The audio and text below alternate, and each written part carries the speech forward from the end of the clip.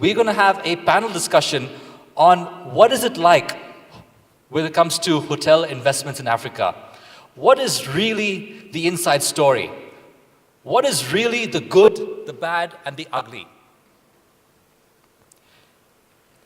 And this panel discussion is going to cover some important issues. I'm going to read out a few very important issues. And we've got a stellar panel even to discuss these very important issues. Number one, hotel performances across the southern and eastern Africa. Well, we're here in South Africa, so when we're looking at hotel performances, what exactly do we want to quantify? Corporate-centric nature of hotel demand in sub-Saharan Africa. So yes, investments is good, hotels are good, but is there really a demand? Is there really a market for more hotel development in the region? Cross-border investment. Is the movement of goods, services across borders, is that going to be easy to do, or is it going to be a complicated legal hurdle? Regulatory challenges and disparity across the region. Last year in Design Mission Africa, one of our biggest summits, one of the speakers, Nana Kwame Bediako, actually mentioned this. You look at South Africa today, you take a 6-hour flight to somewhere in the middle of Africa, there's a stark difference. There's a stark difference between South Africa and just a country just a few hours away. So, regulatory challenges across the region. And are there any legal issues that one would encounter? And if there are, what are the alternatives to overcome those legal issues? And as I said, we've got a very interesting panel to discuss these important issues. Our moderator will be Mr. Meelis Kuuskler, who's the founder of HD Partnership. Meelis, are you in the house at the moment? Yes? Oh, yeah. Can we please have a special big round of applause for Meelis? And I'll tell you why.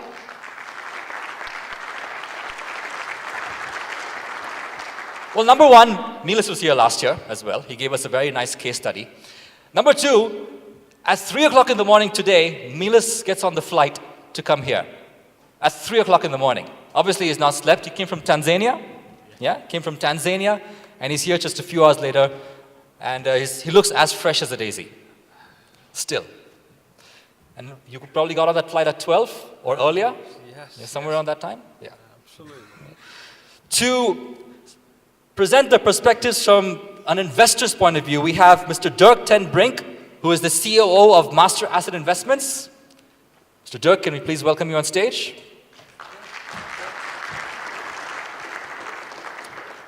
From an owner's point of view, we have Mr. Franz Gmeiner, who is the CEO of the Orion Group. From an architect's point of view, we have Mr. Zinon Marinakos, who is the MD of DSA Architects, yes? And we are going to be joined by Vere, who is a little late. She'll be here any minute. Vere Shaba, who is the director of the Green Building Solutions. She'll be here any minute now. She's going to present from, sustainability point of view. Give her perspectives from a sustainability point of view. So she'll be here any minute, but for the time being, Meelis, it's over to you. All right, thank you, ladies and gentlemen. As it's been mentioned, I just arrived about 10 minutes ago. I haven't had my coffee yet. I changed my clothes and apologize in a disabled toilet. And hopefully I'm going to be ready. But let's get straight away started. Let's just sit next to him and let's make it comfortable. First of all, I'd like to introduce myself very, very quickly. So I'm based now in Tanzania, in Dar es Salaam, but my career has been taking me through Europe, Middle East. I lived in London for 12 years and then 8 years in Dubai. And what I do is I do conceptual developments on the financials, on the design side, working with investors, with hotel brands, and anybody who has any interest in the hospitality industry and overall development. I'm so proud to have such an excellent panelist over here. I studied them on my way to airport about 2 o'clock this morning, and now we had a quick kind of a chat. I know a little bit more about them. I'd like to have them, first of all, just give all of you a chance to answer one question and also introduce yourself to audience. And I start with with Dirk. Yes. Yeah, getting the names always wrong. You are based in Kampala. I'm based in Kampala, and we have a company out of Hong Kong and Guangzhou that does development for prospective owners and for ourselves. But your background, as I found out, you are all through hospitality operations. You've been working with Starwood. You've been working with the major brands. That's right. I worked for Starwood. Nowadays we have to call them Marriott, and Intercontinental. The question for you then is what drives the big brands to enter the African market, and what are the kind of key inspirations to come and find out what's happening in African market, how they find the locations, and for instance, looking at Uganda, Rwanda, the landlocked countries, that means their population is short. There is not that many attractions. What they receive in tourists is not the big numbers. Why they want to come down here? I think that the big brands, and you see them coming in big numbers lately, but not, and I really underline the word lately, I think it was ignorance on Africa, fear, high risk, and they now come to see that this is not really true. Many countries, and most of them in Africa, are extremely stable, have a good economy, have a good growth. Inflation is somehow kept into line wherever possible.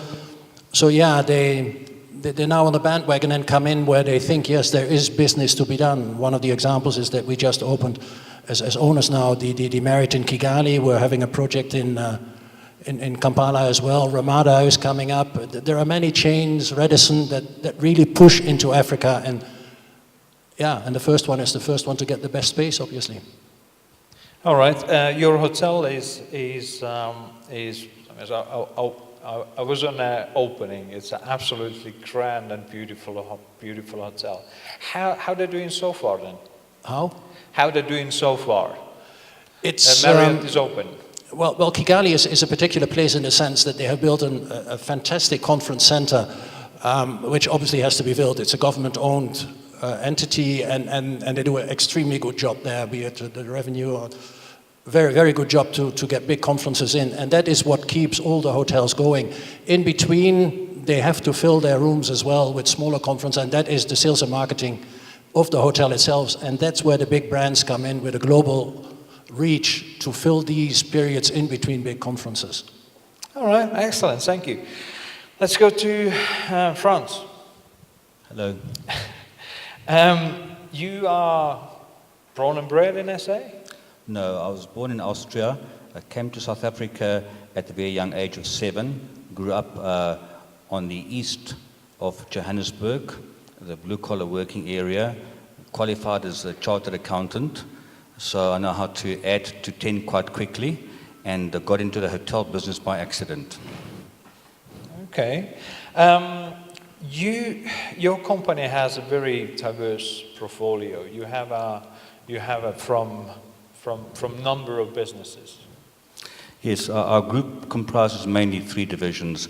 We are property investors in shopping centers, office buildings, warehouses, and one of our divisions owns and manages a small portfolio of 10 hotels, some boutique hotels, and then also services division where we do things like project management, security, cleaning, that type of thing.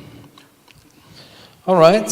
The question then, how your business doing? That means you right now in quite a difficult position. That means we're talking about the political instability, economic. BBC called it economic crisis. I don't see crisis on the street, but I'm sure there is a lot behind the scenes, and the currency devaluation, rising interest rates, and of course, like every African continent, deals with unpleasantries like corruption, things like what makes our life quite easier. How does this instability and this kind of a hardship influences investor confidence, and can you see this happening then specifically in the hospitality industry? Does this investor confidence drop actually carries on to visiting tourists who come to see our countries. How do you see that? What is the impact? Well, South Africa is in a very unique position that it's a beautiful country. The 2010 World Cup certainly promoted our country, and the tourist numbers in South Africa particularly have been on the rise for the past couple of years.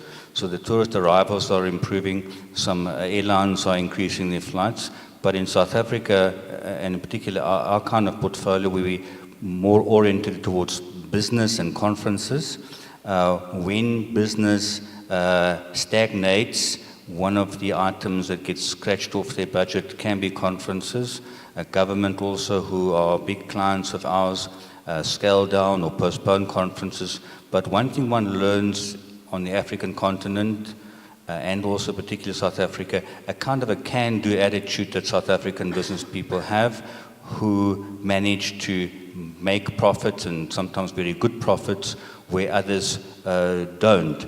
And I think that perhaps has been the largest challenge for some of the international hotel operators, to getting used to a South African climate, different cultures, different work ethic, schooling and education, literacy, skills levels.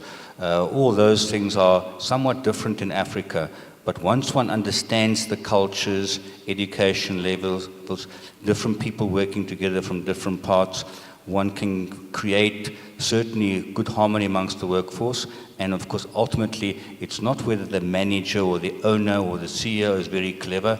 It's about a whole lot of good people have to do work 24 hours a day, 7 days a week to make a hotel successful. And one of our divisions is coaching and training, executive coaching and training.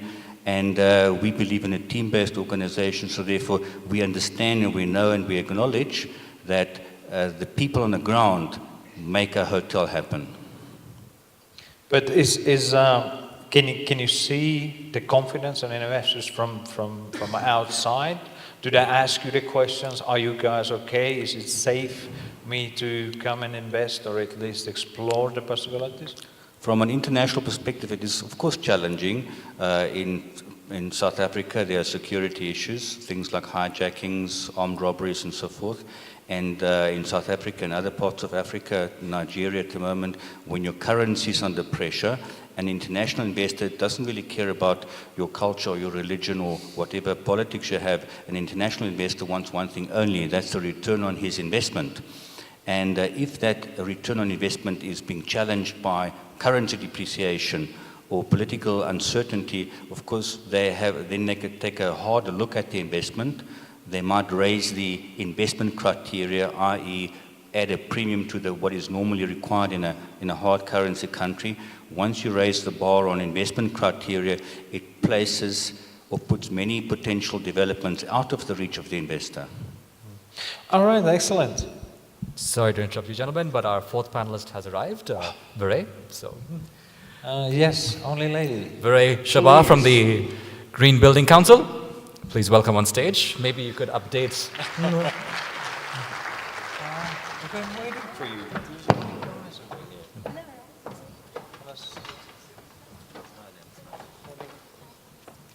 And of course, I saved my seat. Oh, your seat.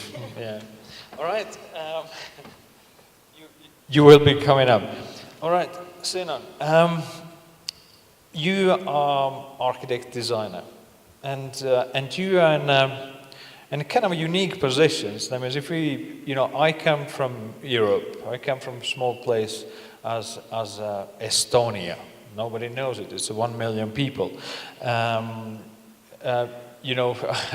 Nobody thinks there is a hospitality guy comes from Estonia.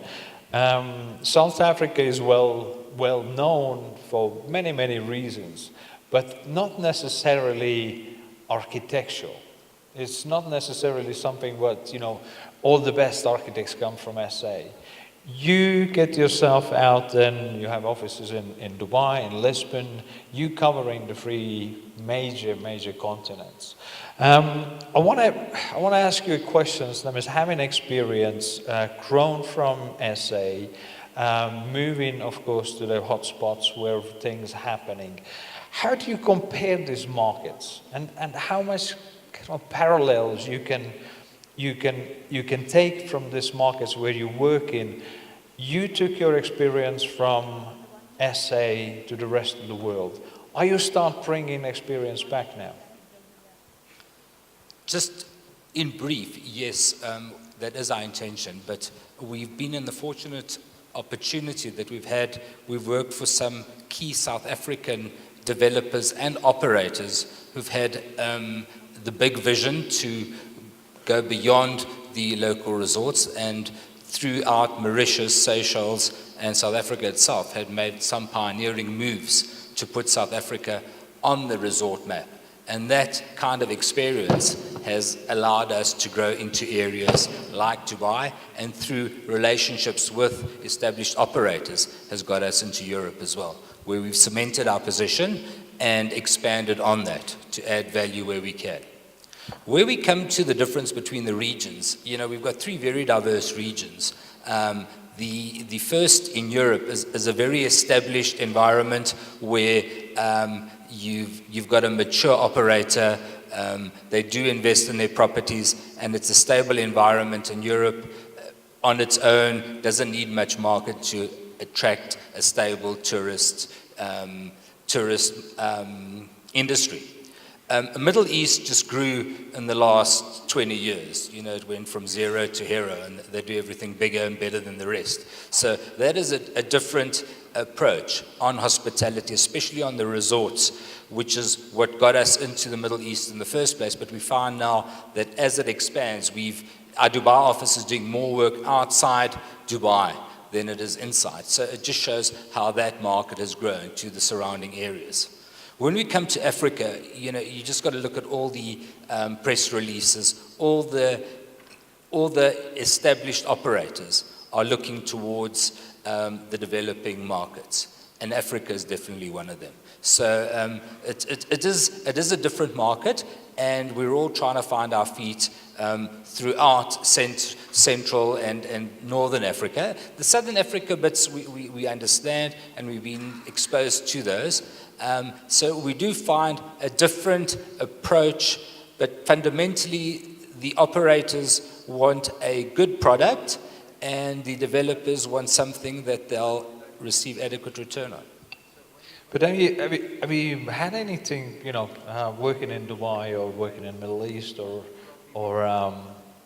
Europe?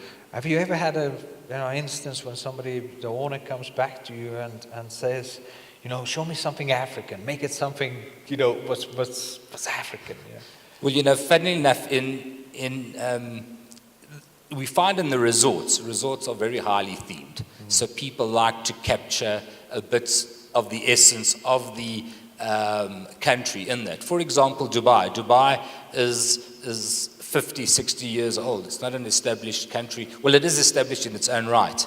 But we found that one of our projects was the Medina Gmeiner Hotel. And we found that, the vision of Sheikh Mohammed at that stage was to recapture the essence of Arabia. And you couldn't really find it in Dubai other than certain isolated areas. But through a new project, we recreated the mysticism that led to the essence of the experience. We obviously, in South Africa, we've got the lodges. We've got South Africa and Africa, you've got the lodges. You've got your operators who know what particular service and experience they want to deliver. And we do guide them in realizing that. All right. Okay, now we get to you. You're the latest one. But we've been talking about operations, big hotel brands. We've been talking about developments, the hurdles, what happenings in how easy or how hard it is to develop a hotel or real estate. We're talking about architecture, design, but you are all out green. How that fits into the investment agenda? That is, where do you stand? Okay, so just to introduce myself, I am Vere Shaba, and I'm the director of Shaba and Ramplin Green Building Solutions. And my most notable project is I was the lead Green Star accredited professional for Newtown Junction, which ended up winning 3 SAPO awards, including one for overall winner.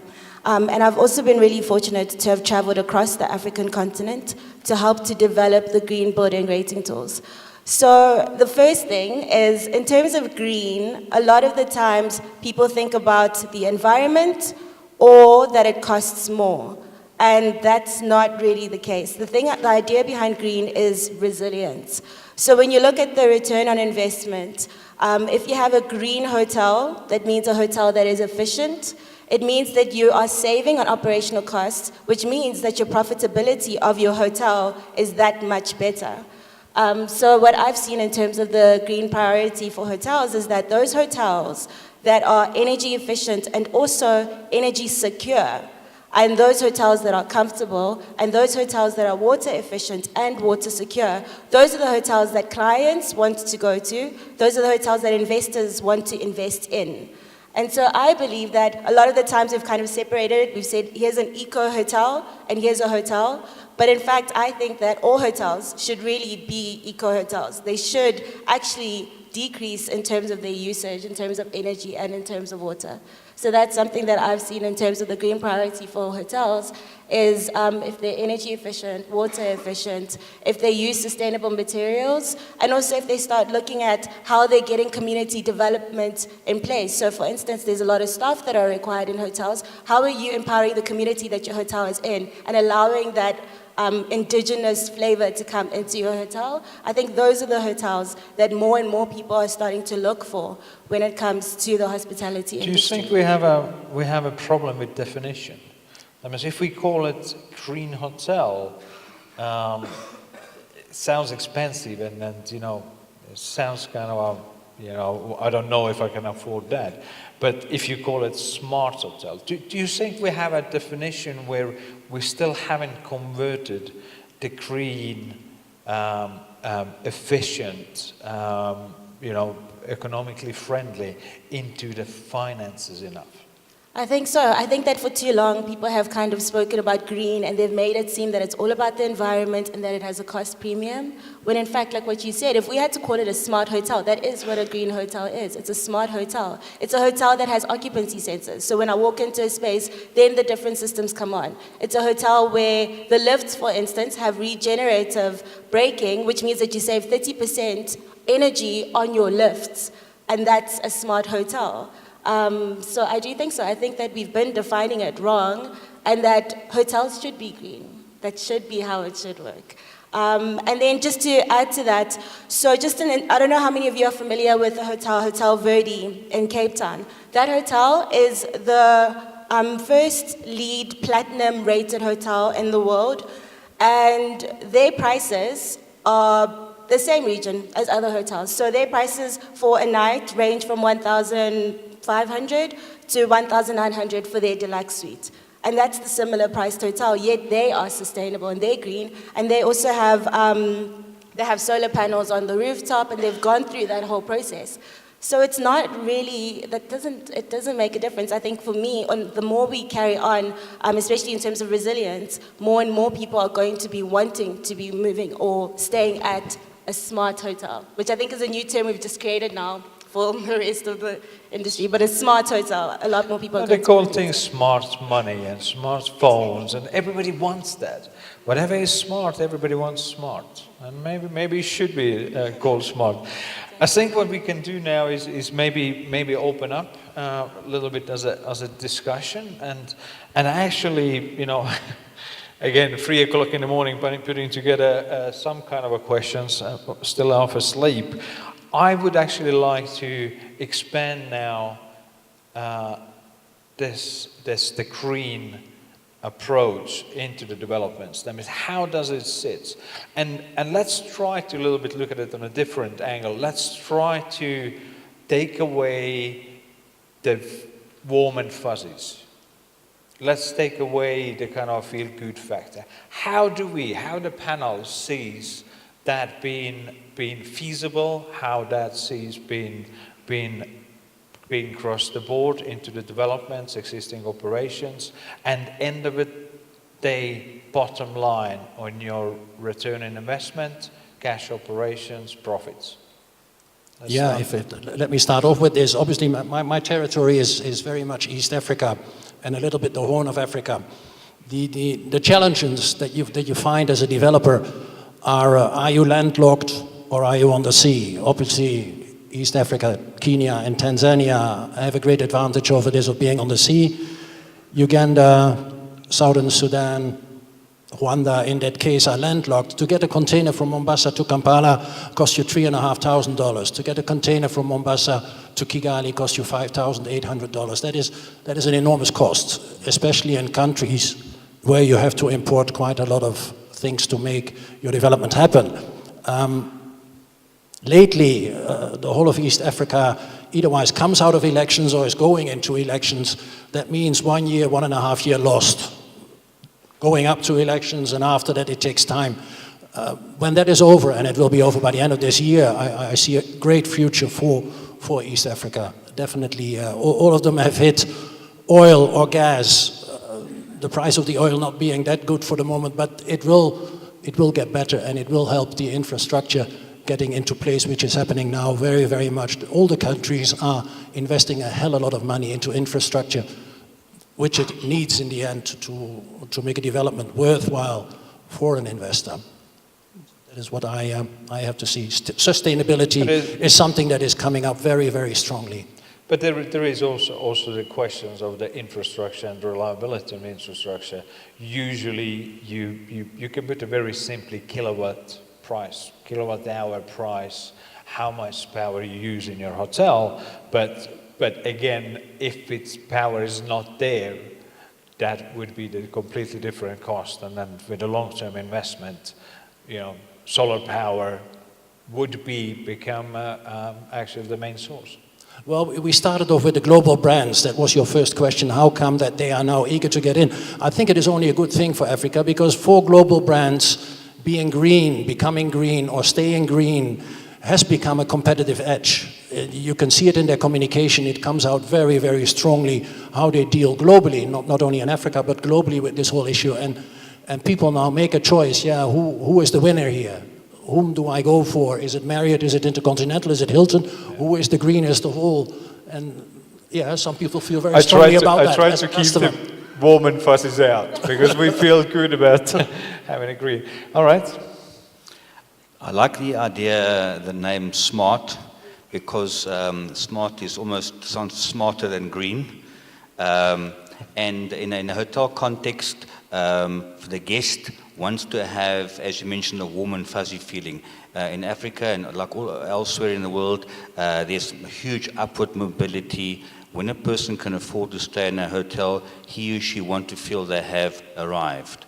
So therefore, the look and feel of a property is important. But if one plans this properly, and Zinon to my right can expand on that quite a bit, is that the back of a hotel, the back of house is very, very important. So if one looks at energy efficiency, there are many things one can do. Little things that do not cost much money, things like insulation in a roof over the ceiling makes the room much cooler than without insulation. That does not cost much money. Silly things like herb gardens and things like compost, and there are hundreds of things one can do without spending major capex. Things like heat pumps for water heating, solar, and so forth. So in our group, we're already doing some of that. We've made huge investments in heat pump technology, and it is certainly paying some dividends. We're certainly doing the insulation part. We're doing the solar thing. But there's always room for improvement. And I think if one works smart, one can do the green thing without having to cost the necessary green cost. And of course, the other advantage with things like solar and even the PV photovoltaic, the prices are coming down rapidly. So I think the payback or the return on investment on the so-called energy savings technologies are huge. Low energy lights and those kind of things. The LED technology is improving rapidly and costs are coming down.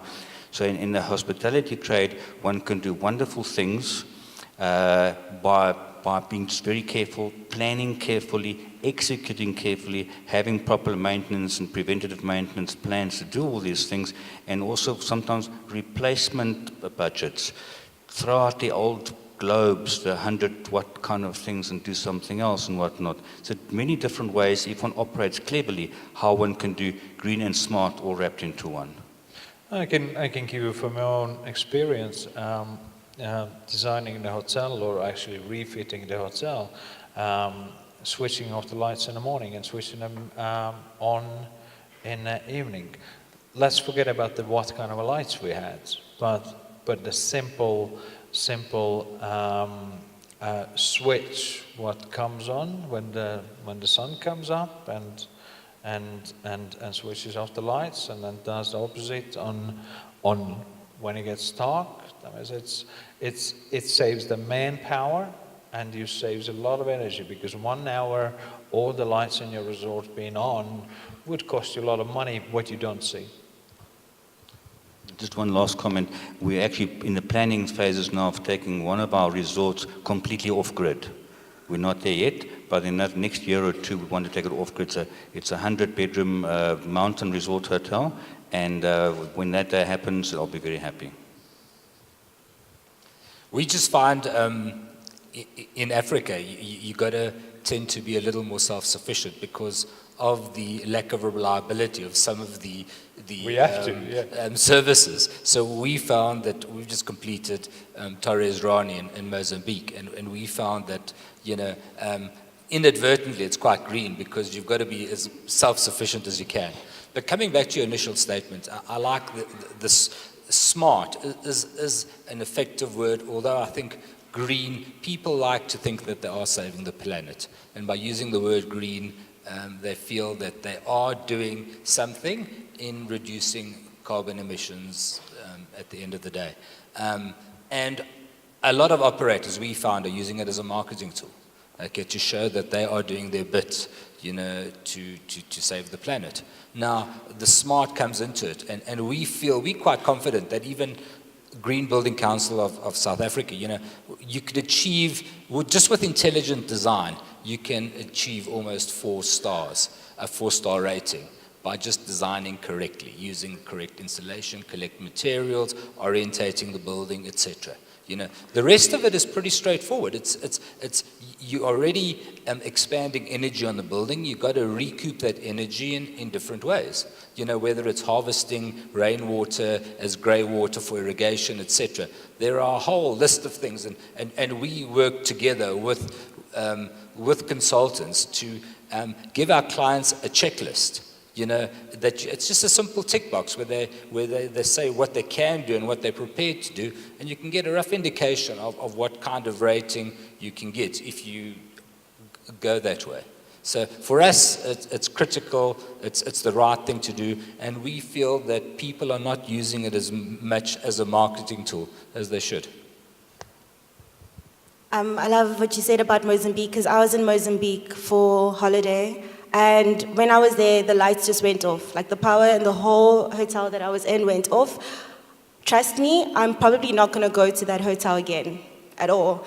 And I think that that's the biggest thing to talk about resilience. And that is the smart green hotel is about resilience. And I think to add on to what was said, the idea of green is that it performs. That's what a green building is. It's a building that actually performs well. So now some of the consultants, for instance, like how you would simulate a car just to see the aerodynamic performance, now we actually get buildings and we put them into software and we simulate how those buildings would perform so that you can do things like the photosensor lights where they switch off when there's a lot of daylight. You can do those kind of things because you now simulate how the building should operate.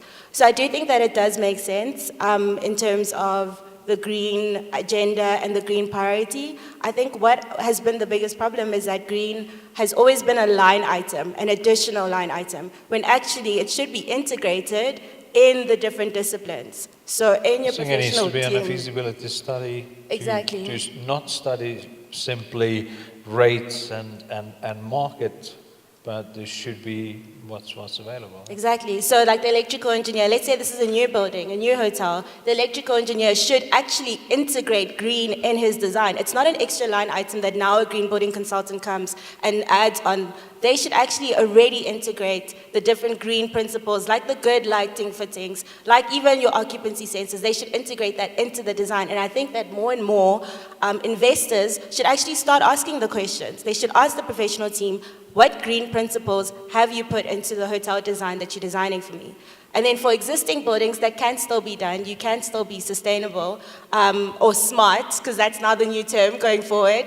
You can still be smart with existing buildings where you just now look at your operations. Back of house is so important, because that's where a lot of wastage happens, and that's where your profit is going. It's back of house.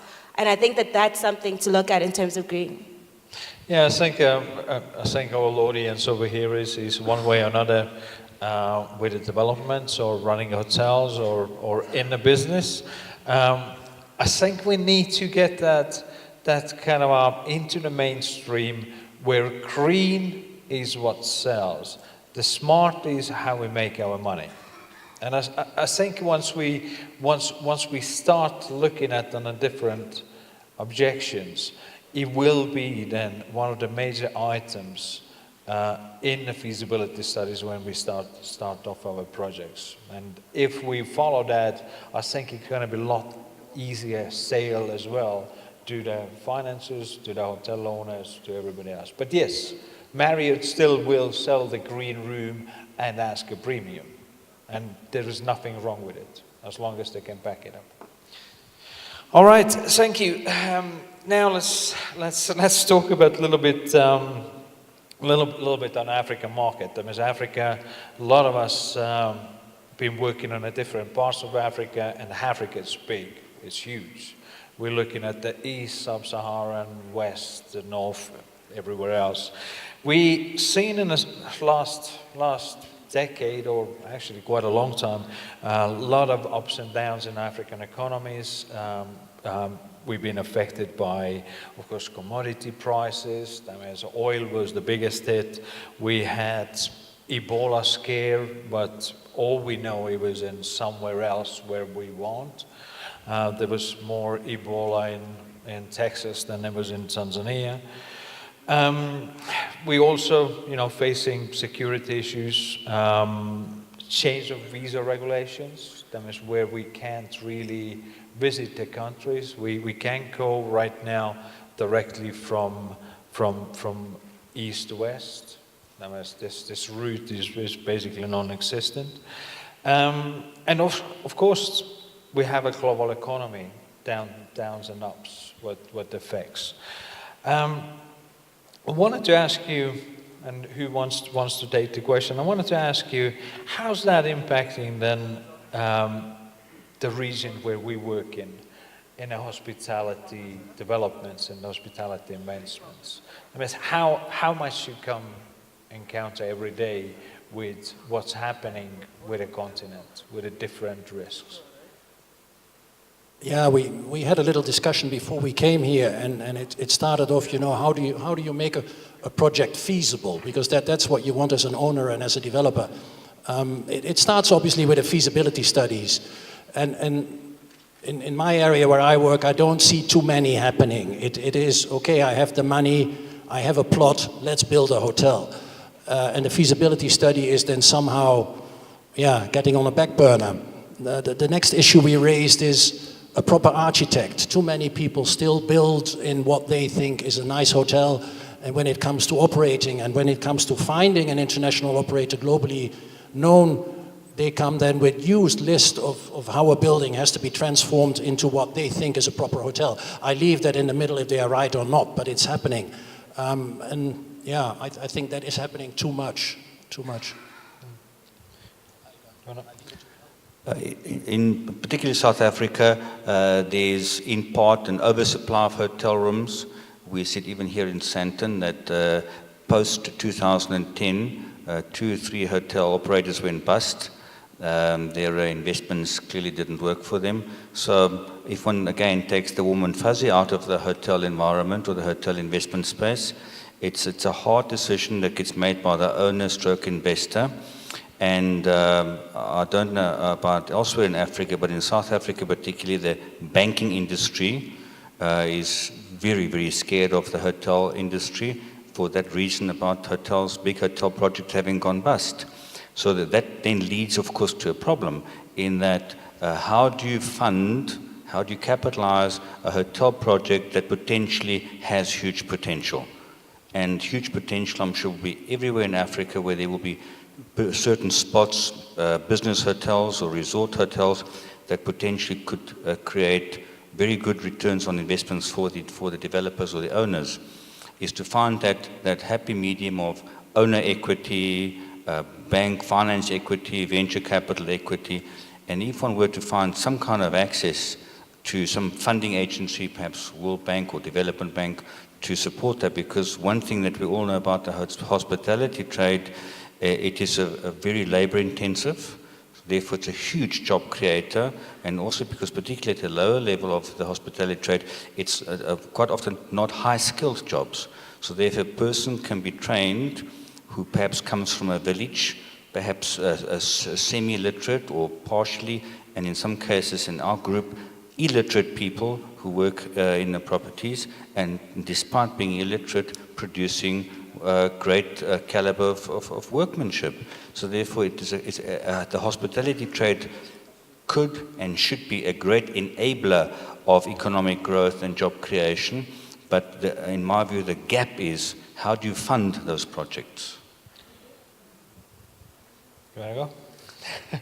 Funny you should speak to a designer about funding projects, but we found, especially in Africa, that Africa is growing, there's no doubt about it, and we're looking at hotels in lots of weird and wonderful areas that are off the beaten track, because especially business hotels, there's a need to get people around Africa, and people have to stay when they go and conduct business in certain areas. As Dirk says, the commodity prices have, unbalanced the market a bit. But I must again emphasize that the way you approach it has to be done the right way. We are looking at just under half a dozen resort hotels, business hotels in Africa, where the owners, owner investors have gone ahead and started building a hotel. They've completed structure, and then they get operators in to have a look at it, and it's established operators, because we all know that does carry a bit of weight, and they almost have to redesign it. So it's doing it properly the first time is very important.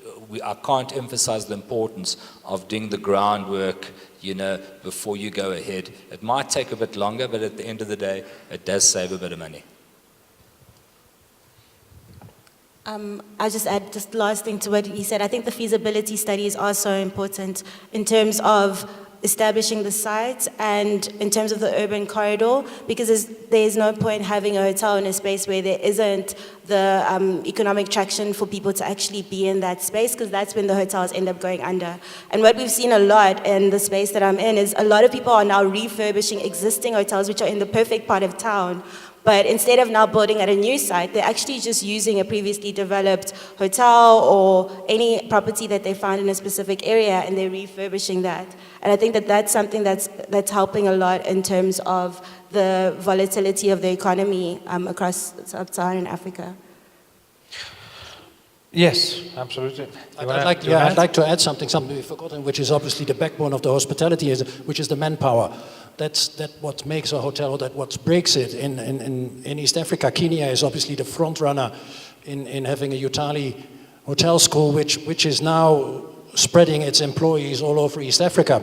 Rwanda is following by setting up a hotel school as well. Uganda will follow, because they know tourism, hospitality industry is in the top 3 earners in the country in regards to foreign exchange. So we should not forget that whenever we set up a hotel, we make sure that this manpower issue is properly handled. That is maybe one of the reasons as well that global hotels are coming in, because they are seen as a kind of hotel school within the city that they're going to operate, that they come in with proper systems and systems that will work in the end and that will spread all over the country by turnover.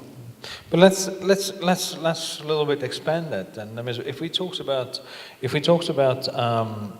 you know, when we start in a project, when we have an idea, when we want to develop something, that means we know it's not the simplest place to work in, because at the end of the day, it is an emerging market. It develops, but the space is depending on where you are. Some places faster, some places slower. Major question always goes the funds. That means if I'm an African a developer, I want to build a hotel, I have a good idea, or at least I think I have a good idea, and I know the local environment, and you know, you can probably kind of wing it and say, I can get away with a lot of stuff because I know stuff. But always they're gonna bring out the questions about the funding, the limited funds. And if you go to the development funds or international funds, they're going to ask you exactly the questions. What are the risks? Please identify the risks. And you know, most of the risk, what's been identified, just give me the funds and build the hotel. Now, the secondary risk, or down the list, or third, or whatever that comes to, it becomes the infrastructure, the skill sets, the caps, what we have on the market, what actually is not directly related to our industries. Where do you see that? Where do you see that going? And do they supposed to be in a level 1 or at least in top 3, saying skills, infrastructure? Where do you stand?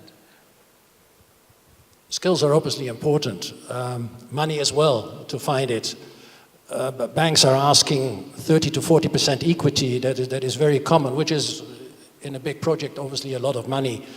I think you have to do it step by step. Yeah, if you can raise the 30-40%, I would imagine that the manpower will follow as well. But you have to work on it. You should not put it somewhere at the back. It is becoming very, very important to stay competitive that you have proper staff. I just wanted to quickly say, there was I had a client who wanted to have Italian marble laid on a lobby with thousands of square foot, but the marble layer had a steel hammer, and that was his main tool, and therefore we needed to buy tools, teach the marble layer, and then we could at least consider buying the expensive marble. What comes first? Obviously the marble comes first, because without marble you can't open your hotel. Should it be marble is something else. But yes, it's the egg and the chicken. Point of the story is we bought no marble. Yes. Because at the end of the day, that's not going to happen. Sorry. Yeah, what's your question here then? Yes, that means finance on the top. Where should be the skill sets, where should be the infrastructure, and what else can we mention, what is going to be very high level in the feasibility studies when we're looking at the projects in Africa? Well, first of all, you need an enabling government that understands that hospitality is important to their economy, and it's a huge enabler for job creation, which again turns the economy even further. Not all governments understand this. It's also important for a developing economy to understand the need to allow expats to work there. In some countries in Africa, there is a problem. Our group has previously operated in Swaziland and Lesotho. Those governments do not understand the value of expat skills, and work permits become quite an issue. We've had some of our managers jailed because their work permits had expired and nonsense like that.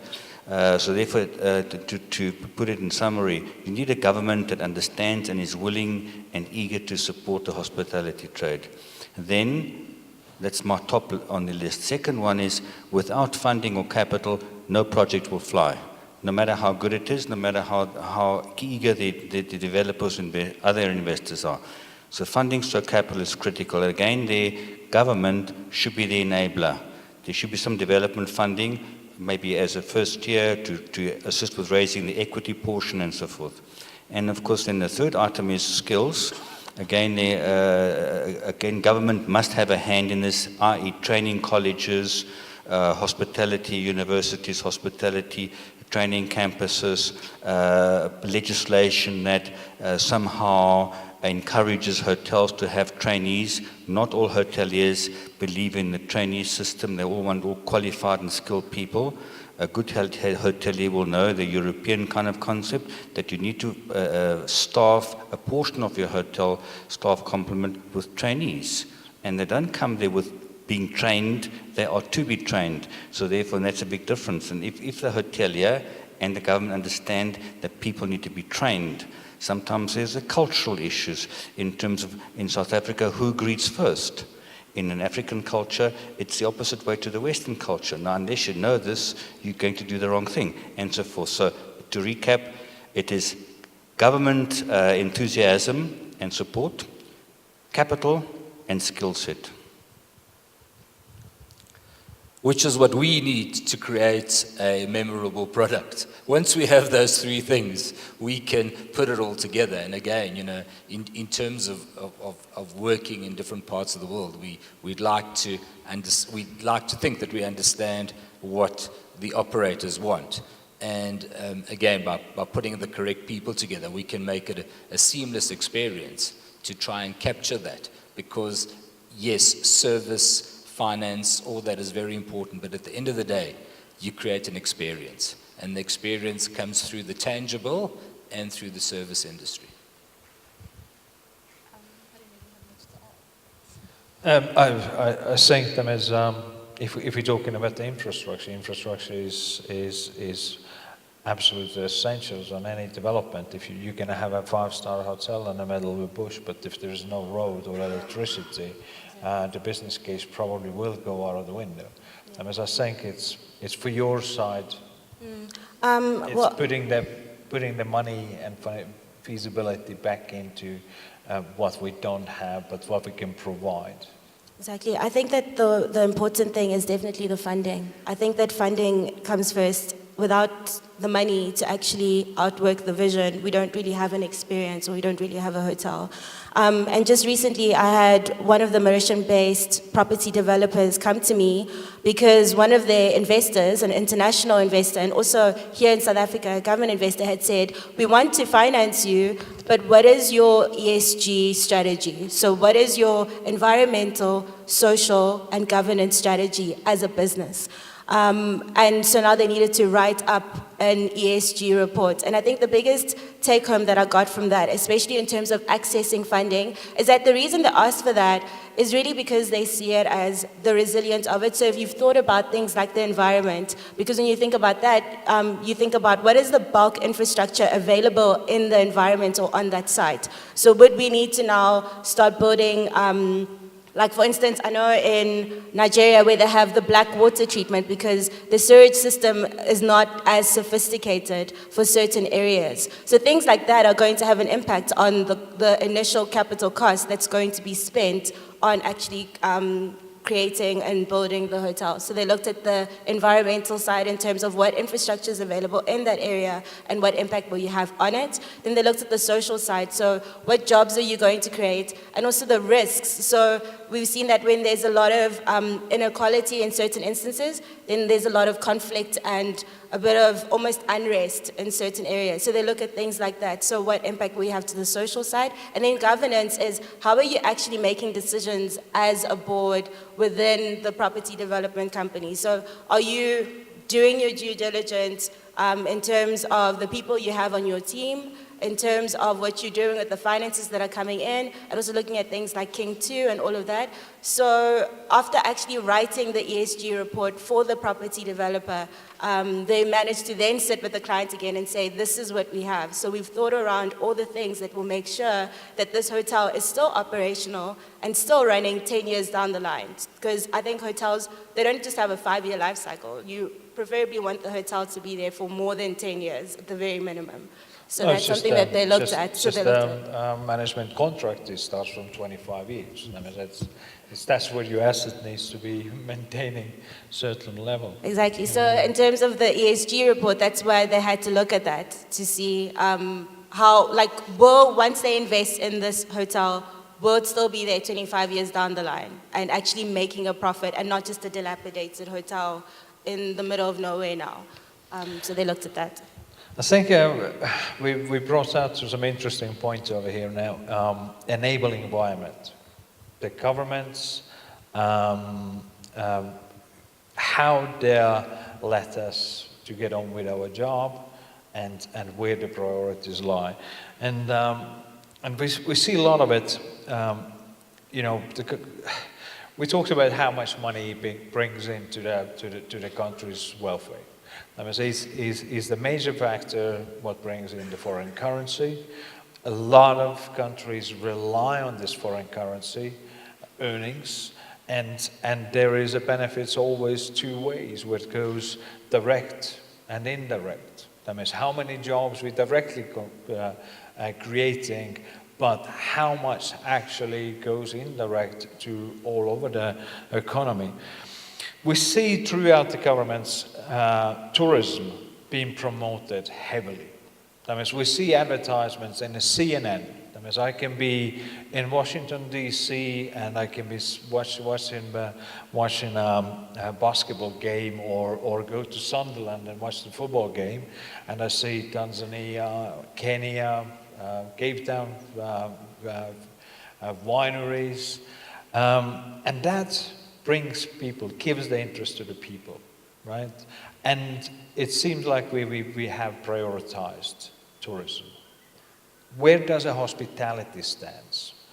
My personal feeling, and it's not about me, but for you guys, but my personal feeling is we're separating, we're segregating tourism, what has been very highly regarded, been highly brought up throughout the world, but the hospitality and development of hospitality, it's been kind of left behind. What's your feelings about it? Yeah, you mentioned the word hospitality and tourism. I think hospitality covers more. Tourism is the person who comes and goes up country and has a holiday. Most of the business, though, is business related, business hotels and yeah, one should not call them tourists. I think that their boss would not like it if they come back as a tourist. So it is extremely important that we see where do we put a hotel and what market do we really want to go after. Is it the tourism market or the real business hotel, which are two different infrastructures? Absolutely. Tourism can be seen as the tourist coming on a holiday or a sightseeing. But hospitality, particularly in Africa, the hotel industry relies very heavily on the business traveler. But in terms of getting back to the enabling part, yes, we've all seen the beautiful CNN TV commercials about come to this country, come to that country, and they show you beautiful, wonderful scenery. It's fantastic. The hotel owner stroke operator needs to have a return on his investment. And again, government can be the enabler. Just off the top of my head, a couple of simple things that can happen. All governments own large tracts of land. In Africa, land ownership and identifying who the owner is a major problem. In South Africa, we have a land register, property register, so and the owner of a piece of property or land can be identified. And it's one of the best systems in the world in South Africa, which we're very proud of. In other parts of Africa, they have the leasehold systems. In some parts, I've heard of horror stories of developers thinking they're dealing with an owner of a property, and then they find out halfway through the project that actually the owner is not the owner. So that the enabling must come from government in terms of access to land, the plot of land, by some kind of a leasehold or something. If government were to provide a lease for a hotel operator to develop a piece of or real estate on top of that land, i.e. at a $1 a year kind of leasehold for 50 years and so forth, all of a sudden the enabling element is there. If there are tax incentives, another enabling element. So when governments could become major enablers without having to necessarily fund or actually spend money on it, they already have the capital via the land. So there are many things that can happen to enable this hospitality stroke tourism development. Right now there's the disconnect. Beautiful picture and no hotel. Absolutely true. On our side, as Dirk says, a lot of the hospitality is in country. People have to travel around, they have to do business, and you've got to make sure the industry is alive and can facilitate that. And we found recently that there's a need for 2 and 3 star hotels, because the operators tell us that hospitality we can consider as a concept, because hospitality element is in the airline industry. Hospitality Yes. element is in the transportation industry. Hospitality element, very simply, is actually in a police force, to not to lock people up, but actually guide them to somewhere. That means there is a hospitality element in everywhere, but how they are being segregated, in my opinion, from tourism and what we do, developments, and what we need to do. My definition of hospitality is making someone feel comfortable in an environment that's not his home, whether it be locally, internationally, whatever it is. And it's across the board. Not everyone is a 5-star person with, as we say, these exotic destinations all over the world. Interestingly enough, all the 5-star people coming from somewhere. Today's backpacker, today's millennial travels around with a computer, becomes a millionaire in 5 years down the line. One of the growing industries is the 1 and 2 star. And in Europe, they've got an established bed and breakfast environment. Okay, and the 1 and 2 star, you have your corporates who need a repair person to go to service something in the Free State for a day. They need to put him up in a reasonable place that's not going to cost them an arm and a leg, that still makes it feasible for them to spread their service range through the country. So for us, we must not neglect that. Yeah. That is a decent return. I think we're running out of time. I would love to see if there's anybody has any comments or any questions to throw out. Can we have a few questions? Excellent.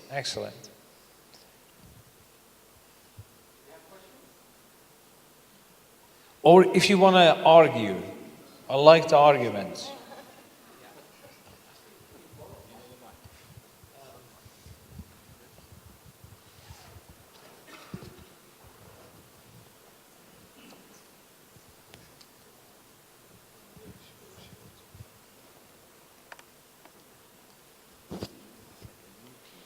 Good morning. My name is Meelis. I'm coming from the city of Johannesburg, municipality, Joburg Tourism. First, I would like to provide an answer to your last question about the separation between hospitality and tourism. I always feel that people want to separate the two, yet they should not be separated, because hospitality forms the infrastructure. You go to a place, you come to Johannesburg, you will need a hotel. That is the infrastructure, that part of the infrastructure of tourism. You will need a restaurant. So the two we cannot promote a destination without talking about the standard of the hotels that we have or the number of rooms that we have as a destination. It forms part of the package. You can't separate it. So maybe some destinations make that mistake of just highlighting the attractions. They can't separate it. The hospitality forms part of it. When we talk about when we talk about Johannesburg and 5-star hotels in Johannesburg, we're promoting the destination. That's one. And then my question is, I'm a supporter of, okay, let me go back a little bit. In South Africa, tourism has been identified as one of the key pillars for economic growth. It creates jobs, it has the ability to use people who are unskilled and they get skilled. So that is that's the main benefit. Now, what tends to happen, especially when it comes to investment, and particularly hotel investment, is that developers always concentrate in one area. For example, the gentleman in the middle mentioned Sandton. There's a lot of concentration of hotels in Sandton. Yet we should be promoting the spread of tourists to other parts of the city. There's the south, which is close to Soweto. There's the east, there's the west, which should be getting the investment or the development. But what tends to happen is that there's always this concentration. Whereas if there's no concentration, we are not only promoting the destination as a whole, promoting the experience, we are also looking at the sustainability, what the lady has been, the smart development. We are also looking at that. My question is, what is it as government now? What is it that we should be doing to attract the development to these other areas? I mean, it would be good to have a hotel closer to Soweto, where there will be that experience of Soweto, now bringing the indigenous people in, not only concentrating everything in Sandton. Thank you. All right, who would like to take? Thanks for the question. As an investor and as an operator, I'm keen to answer this. Very early on in my property career, which spans 26 years, I was taught one principle of property investment, and they call that the 3 Ps. And that is position, position, position. So therefore, the hard reality always is an investor would want to do a development, be it a hospitality or any other kind of property development, based on demand. So therefore, as much as a hotel operator would love to build a beautiful hotel in and around Soweto, they would do this provided there's demand. As it so happens, there's a beautiful hotel in Soweto, I think it's near Velakazi Street. And in the initial years, that operator, I know the lady personally, had great difficulty making a return on her investment together with the Investec bank funding. So again, to answer your question, any hotel operator would love to put up a hotel anywhere, provided the position question is answered and provided there's a reasonable return on investment, and equally so the funders.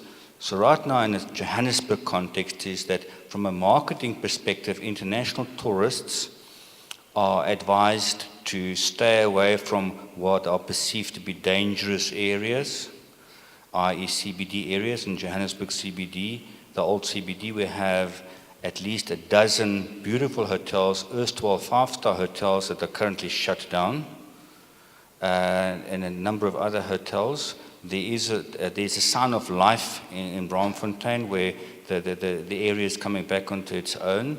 And then, of course, a business traveler would like to stay near his meeting place, a banker and business meetings. And as it so happens, Sandton has become the business center of South Africa, and therefore the hotel operators would follow suit, which means they pitch their tent in proverbial Sandton because that's where the business is.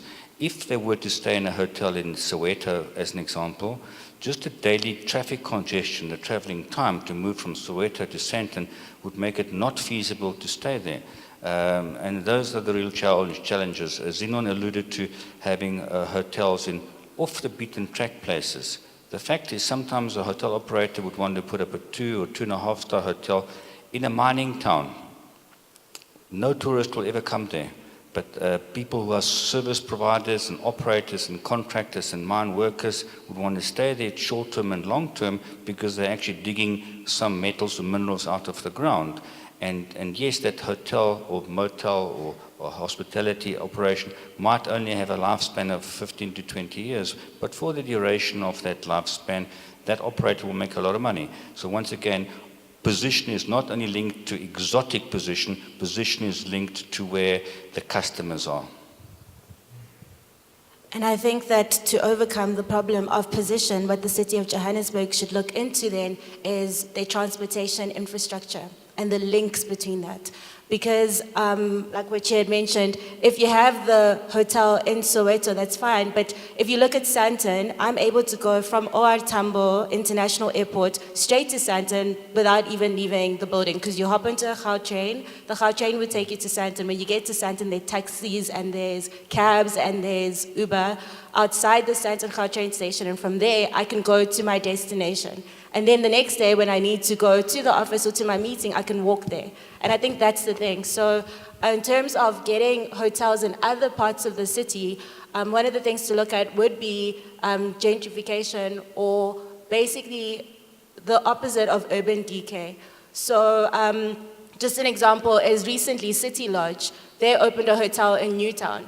And most people would not really think of having a hotel in Newtown, but they did it, and they concentrated it next to the offices, next to the retail, and next to that hub, which has now been reactivated and regenerated within the Newtown area, which formerly was just the parking lot opposite Mary Fitzgerald or near the Market Theatre. So I think that's the thing, when you have mixed-use precincts and you have the connectivity between the different spaces, that's when you also, the more people who are there, the less crime there would be, the more policing there is, and then that just starts to link the different areas so that we can have a 5-star hotel in Soweto.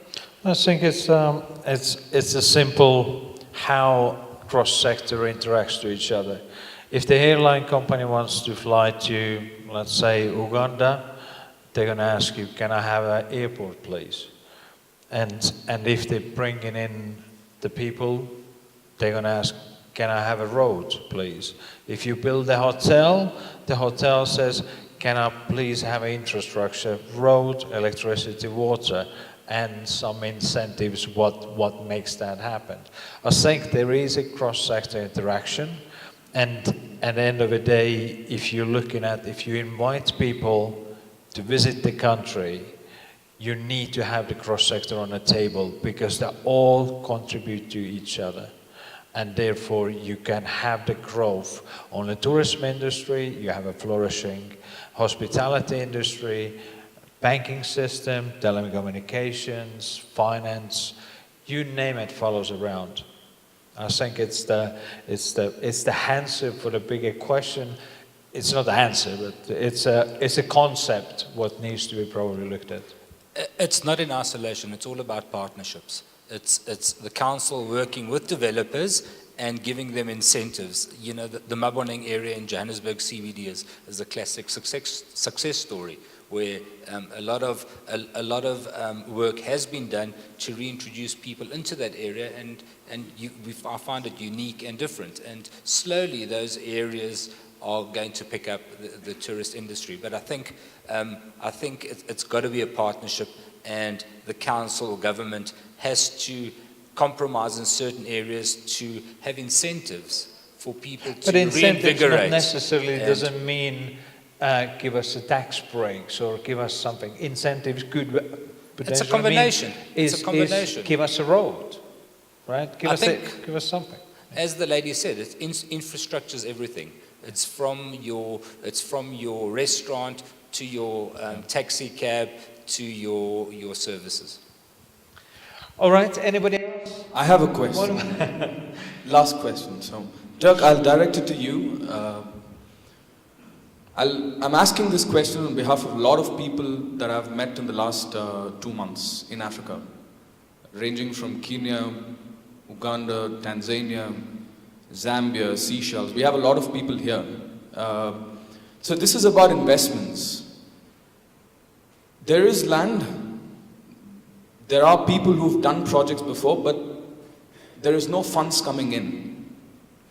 But on the other hand, I speak to a lot of fund managers in the West, in US, Canada, and UK, our partners. The feeling I get is there is more funds available for Africa in the real estate space itself. But what's a bankable project now? It differs, the opinion differs from one to other. So I'd like to understand what is a bankable project, because we have right here in this room over close to $1 billion requirement that is available. But I feel the money is not coming through so easily. And when we try to understand more, it's all about the feasibility study that you guys have been talking about. It's about whether the project is bankable or not. So what is a bankable project? I think, can I just and I hand it over to you straight away. Money, I've never seen the problem being a finance. I mean, you know, finance is always been there, down there or not down there. There is just the different sources where the funds are coming from. It is how you're going to get the money back. Any business, what we do is based on a return and the risk what you take. As long as any development that has nothing to do with Africa, has exactly the same criteria based on any development proposals from New York, London, Paris, you name it where it is what are the risks, what are the feasibility, how you get the return back. And even better, what we have in Africa is we have a potential to expand. A lot of places you can't expand anymore. If you build a hotel in London, there is probably not going to be any other plot available for 20 years. Here we have. But that's my take. That means we haven't changed the rules here. The rules are always being the same, and the funds are always available for investment. What makes it feasible? Yeah, to answer your question, for over a year there, and it's still happening there is a shortage of foreign currency in East Africa. And you can feel that as a developer and as an investor. Because of that, and I would imagine that happens because of that, is that there are now European companies coming into East Africa with money. The advantage over these European companies is that the period they give the money for is much longer. East Africa has a tendency to stick to 10 years and definitely not go beyond that. Interest rate is very high. The European financing comes in for a much longer period and at a much lower rate. So yes, you know, to make a choice is not very difficult. But this is only happening since a very few months, the way we experience it. And that is a positive development, because it means that Africa is now globally getting onto the market. It's not only with a few people that know how Africa is and let's do business there and keep it that way and not mention it too much to the outside world, but there is interest into Africa from Europe, from the US, on a much longer time frame and at a much lower interest rate. However, your product has to be viable, like any project.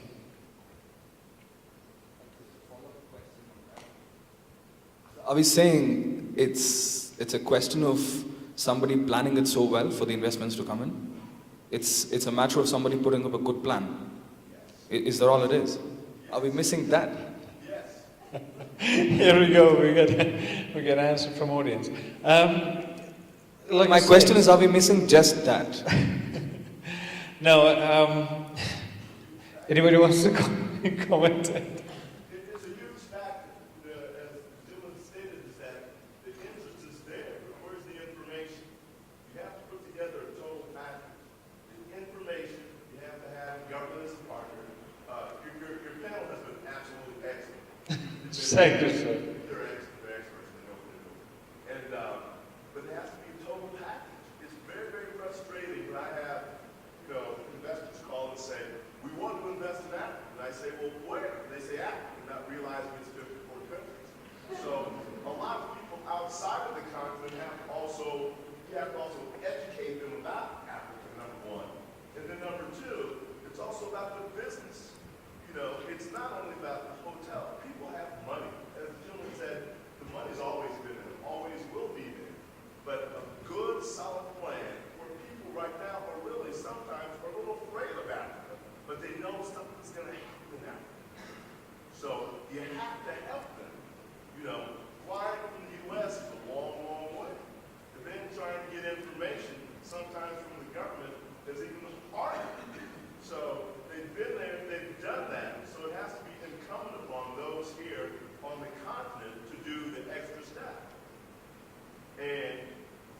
realizing that the feasibility study, people say, Mike, hey, find me good projects. But I call, I send emails, et cetera, to investment, trade, development ministries. I get no return call backs. I get no email back. So, no problem. No harm, no foul. But you cannot sit here and say, we need money, we need money, we need money. And then I have investors on the other side saying, we have funds, but nobody's talking to each other. That's exactly what I'm asking. So that's the problem. And until that gets fixed, we'll be going here and doing the same thing to another. People get tired. I think Let's do business. there was a movie and there was a very, very famous quote, show me the money. Money is there, but what you got to show for? And until that happens, all the things that have been identified by your excellent panel, government, incentives, people will come. But the initial phase has to start with those here. For example, the young lady's project in Zinon, it could go, but someone has to develop it. And you have to show an investor. I won't be a 5-star hotel, but a good 2, 3-star. But again, you also have to build something around it. You have to have we're going to go to Zinon to do what? So you have to have some tourists and something there. But again, an idea without a proper follow through, because at the end of the day, it's about the money. ROI, period. Thank you, sir. Thank you. I can answer. Thank you. And thank you very much for your positive comments. We'll take the compliment. And between Zinon and I, the architect next to me, skip government. Get your investors to talk to us direct. We will find all the right projects for you that are meeting all the right criteria. And we also will be green. Yeah. All right. I think we're going to be kicked out. And I really would like to use a coffee now.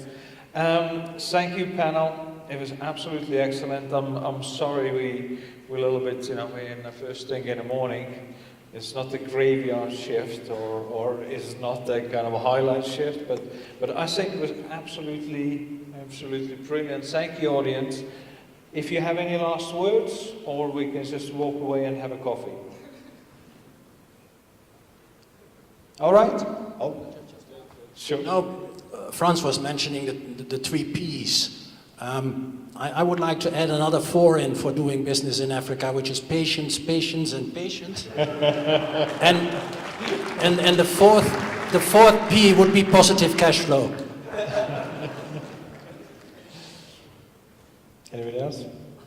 All right, excellent. Thank you so much, panel. It was brilliant. I'm sure you guys enjoyed it as well. And we're going to be around if you want to have a discussions about what we do or where we can help you, advise you. You're most welcome. Thank you.